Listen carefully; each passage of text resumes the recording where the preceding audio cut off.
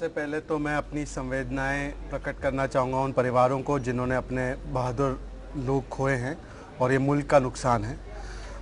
मैं कुछ आंकड़े गिनवाना चाहूँगा और मैं उम्मीद करता हूँ कि हमारे भाजपा के प्रवक्ता बीच में हस्तक्षेप नहीं करेंगे जी।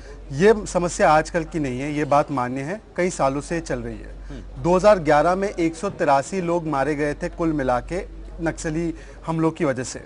2012, 13, 14 में औसतम ये 100 के करीब आ गए।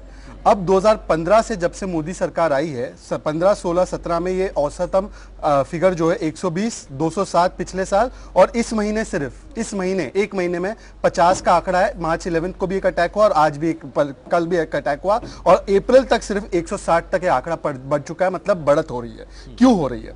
ये बात सही है कि जब हम लोगों का समय था तो कई आवाजें आती थी।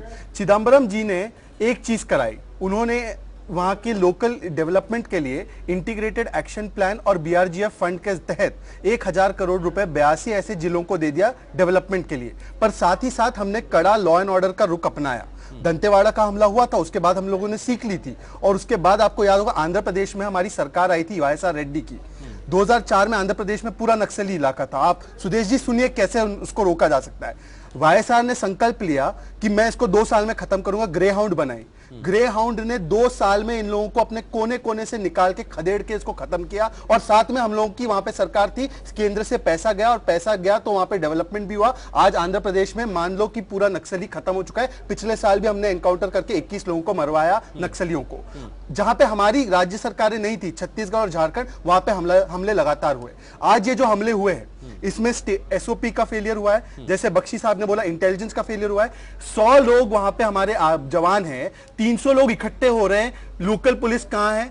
इनके पास हथियार आ रहे हैं, लोकल पुलिस की इंटेलिजेंस कहां है? लोकल पुलिस की इंटेलिजेंस जब कहां है जब इनको बताना चाहिए जो हमारी रोड ओपनिंग पार्टी जा रही है कि क्या वहां पे सिचुएशन पैदा हो रही है।